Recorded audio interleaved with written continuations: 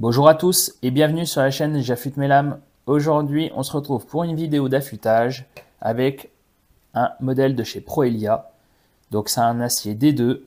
Et donc là, on va procéder à l'affûtage donc sur des pierres Shapton Gladstone. Donc, on est parti. Donc là, c'est un couteau qui est quand même relativement émoussé. Et donc, on va faire un petit test de coupe pour voir.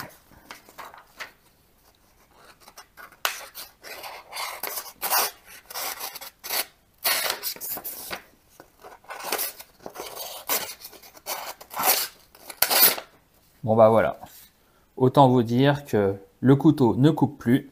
Donc là, on va refaire le tranchant, on va partir sur la Shapton Gladstone en grain 500. Et là, je vais vous montrer une petite astuce pour garder un angle constant. Donc ces derniers temps, j'ai fait pas mal de shorts là-dessus et j'ai fait la fameuse technique du pouce et de l'index. Et là, je vais vous expliquer un peu en quoi ça consiste. Parce que j'ai montré que dans un sens, j'ai pas montré dans l'autre. J'ai eu une question par rapport à ça de la part d'un abonné. Donc je vais vous montrer en détail comment ça fonctionne. Donc en fait, c'est relativement simple. Vous allez prendre votre couteau.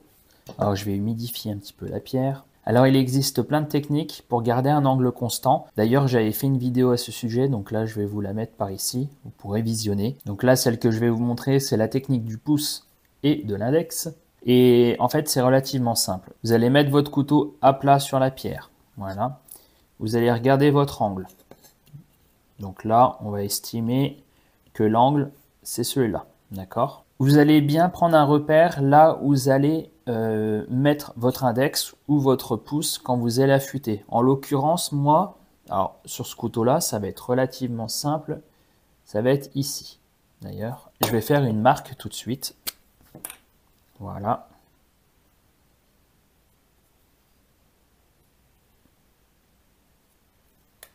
Voilà, donc j'ai fait ma marque.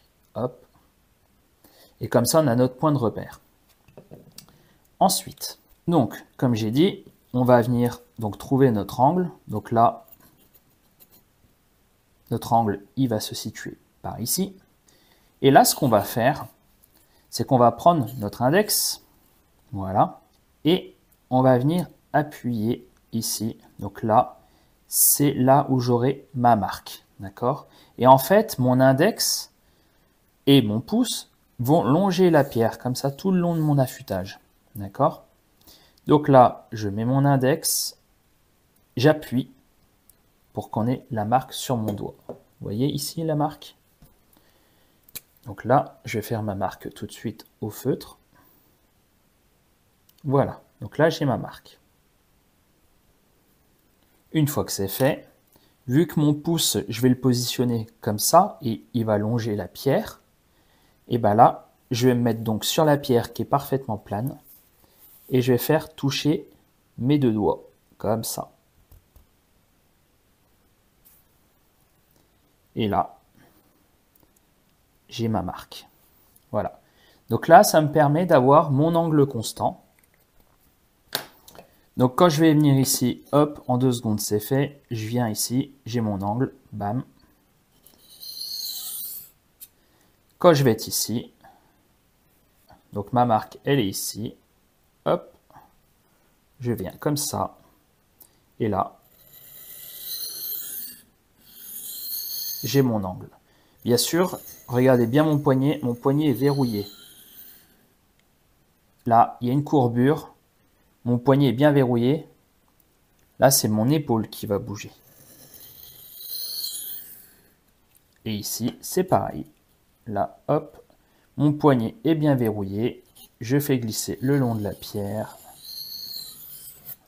Et voilà. Donc voilà, ça nous permet d'avoir nos points de repère. Et le fait de faire coïncider les deux doigts sur la pierre, ça nous permet d'avoir un angle constant. Par contre, ça correspond à la marque qu'on a fait ici.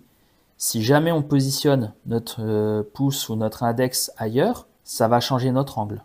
Voilà. Donc c'est une technique relativement simple qui permet d'avoir un affûtage relativement constant, à condition bien entendu de ne pas bouger son poignet. Donc là, on est parti. Alors on pourrait également marquer le tranchant feutre. Il y a plein de méthodes pour voir si on a le bon angle. Mais la technique, moi je trouve la plus simple, c'est de mettre son couteau à plat, Et là, en fait, ici, là, on voit que ça accroche pas. Là non plus. Et en fait, il y a un moment donné, là, ici. Vous voyez, là, on sent que le couteau mord sur la pierre. Si je continue, je pourrais même la creuser. Là, je baisse légèrement. Et j'ai mon angle. Voilà. Donc là, on va commencer l'affûtage. Donc sur le grain 500. Donc là, je m'en fous. Là, moi, je vais pas prendre ces marques-là. Là, c'était juste pour la démo. Personnellement, j'en ai pas besoin. Mais quand on débute ou quand on n'est pas vraiment confiant, ça permet d'avoir une technique qui est relativement fiable. Donc là, on va commencer notre affûtage.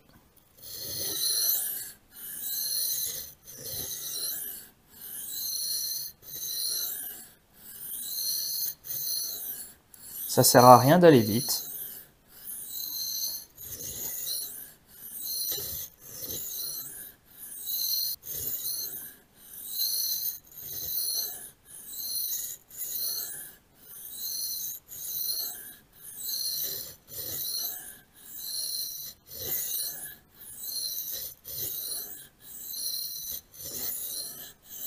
Vous l'avez peut-être pas entendu, mais là, je sens que ça frotte ici. Ça veut dire que ma pierre est pas bien chanfreinée. Donc, ce que je vais faire, je vais en profiter pour casser les angles. Donc, je vais prendre ma plaque diamantée.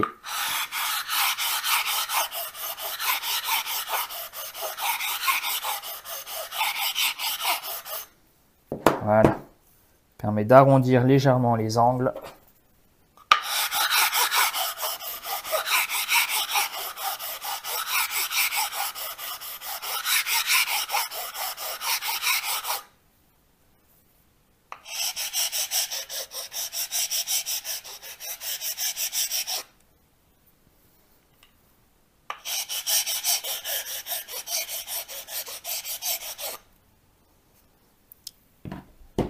Voilà. Il n'y a rien de plus désagréable que de sentir son tranchant ici qui vient frotter contre la pierre. Ça peut ruiner votre affûtage. Allez, on est reparti. Voilà, donc la clé, c'est d'être constant. On garde toujours notre même angle.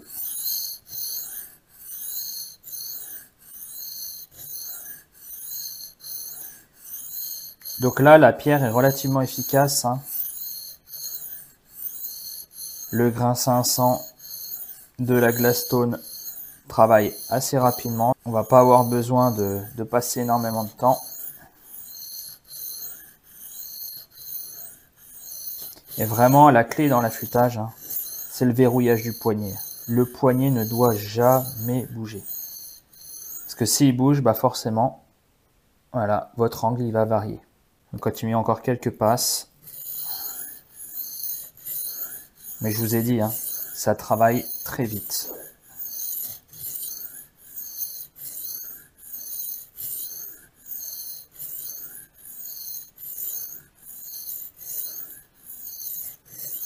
Donc on va passer de l'autre côté. Donc vous verrez, vous avez toujours un côté qui va mieux que l'autre. C'est normal. Vous prenez pas la tête. L'important, c'est de garder un angle constant. Qu'on soit à 17, à 17,5, à 18, c'est pas très grave. C'est pas comme quand on est sur un système guidé tel que le TS Prof par exemple. On n'est pas une machine. Ouais, ça travaille très vite, vous voyez là, j'ai déjà le morphile. On va continuer encore un petit peu.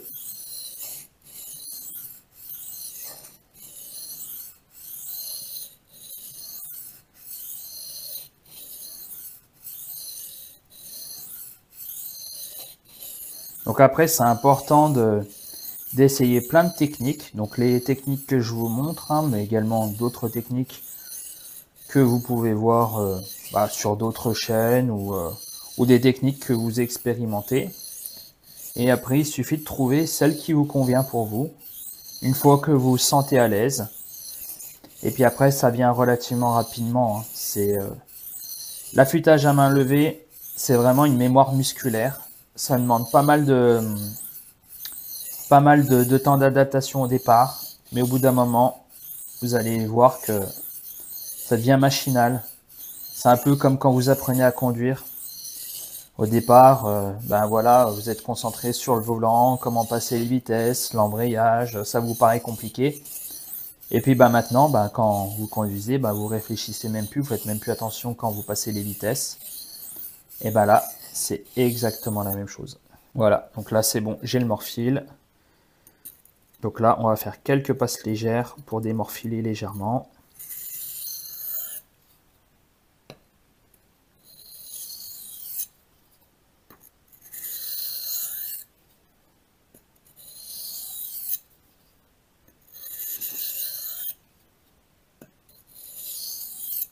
Donc là, je vais essayer de vous montrer. Voilà. Là, on va pouvoir passer sur la pierre de grain 1000. Donc on va rester sur le grain 1000. Juste grain 1000 et puis un coup de cuir. L'avantage, c'est que si vous finissez sur un grain, par exemple 3000 ou 6000, vous allez avoir un tranchant qui va couper vraiment très très net, qui va être rasoir. Des fois, c'est bien de rester sur un grain 1000, par exemple, ça dépend des tâches qu'on fait, mais ça permet d'avoir un petit peu de mordant. Et ce mordant, des fois, il peut être intéressant, alors que ça soit en cuisine ou même en extérieur, hein, des fois, ça peut être pas mal. Et puis, ça vous permet également de ne pas passer trop de temps sur l'affûtage. Donc là, on est reparti. Donc c'est vrai que les Shapton Gladstone, elles sont vraiment top. Parce que déjà, c'est des pierres qui sont dures, donc c'est des pierres qui vont durer dans le temps, elles vont se creuser très très très lentement. Et l'avantage aussi, c'est qu'elles travaillent très rapidement. Et peu importe les aciers, hein, même sur des aciers assez durs, ça fait le travail.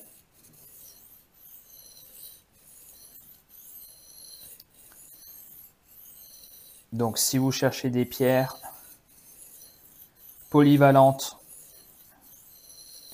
qui vont vous durer un petit moment, eh ben, je vous les conseille. De toute façon, comme d'habitude, je vous mettrai le lien des pierres en barre de description. Comme ça, si vous souhaitez vous les procurer, vous n'aurez pas besoin de chercher sur Internet. Et là, vous allez voir qu'en quelques minutes, eh ben, on peut récupérer un tranchant rasoir. Et il n'y a pas besoin d'y passer 3 heures. Avec le bon matériel et une bonne technique, eh ben, ça va tout seul.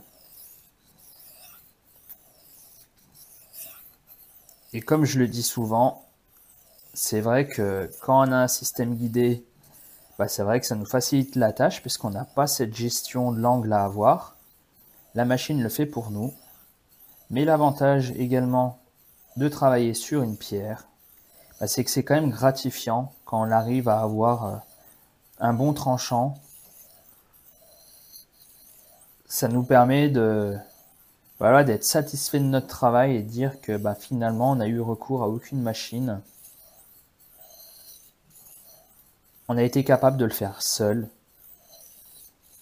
avec peu de matériel. Donc c'est aussi la solution la plus économique, hein, pour entretenir ces couteaux. Après, il faut vouloir apprendre. Mais ça mérite le coup de s'y investir. Et encore une fois, hein, si on ne veut pas apprendre, on peut confier nos couteaux à des gens qui savent le faire. Donc après, avec l'habitude, hein, vous pourrez aller de plus en plus vite, mais franchement, ça sert à rien. Il vaut mieux aller moins vite, mais que le geste soit bon, plutôt que de se dépêcher, et puis qu'au final, le couteau ne coupe pas.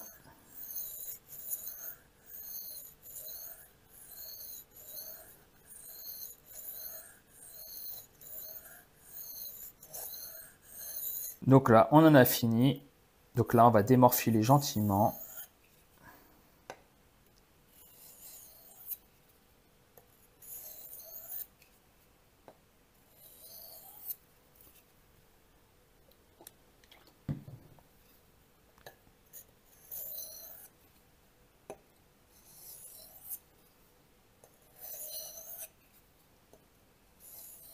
Voilà. Donc là, on va faire un petit passage au cuir. Encore une fois, une petite technique pour trouver notre angle.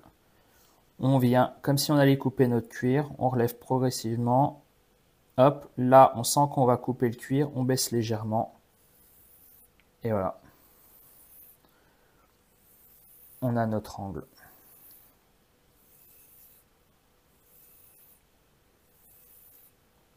Pas très compliqué.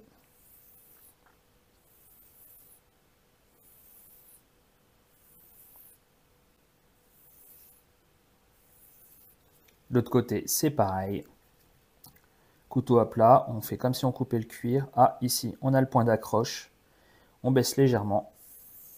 Et on a notre angle.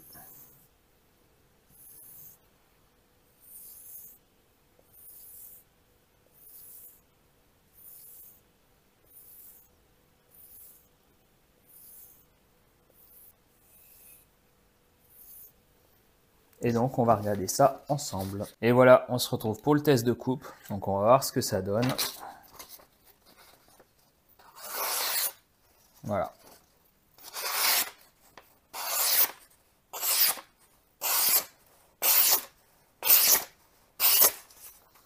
Voilà. Donc, tout ça pour dire que, il n'y a pas besoin d'y passer non plus 3 heures sur pierre. À partir du moment où on a du bon matériel, qu'on garde bien un angle constant, un petit coup de cuir, et c'est reparti pour un tour. Voilà, comme d'habitude, je vous mets les liens en barre de description. Comme ça, si vous souhaitez vous procurer le matériel, vous avez tout à portée de main. Si vous avez des questions, n'hésitez pas à les laisser en commentaire, j'y répondrai. Si vous avez aimé la vidéo, n'hésitez pas à la liker, commenter et partager. Et on se retrouve très bientôt pour une prochaine vidéo.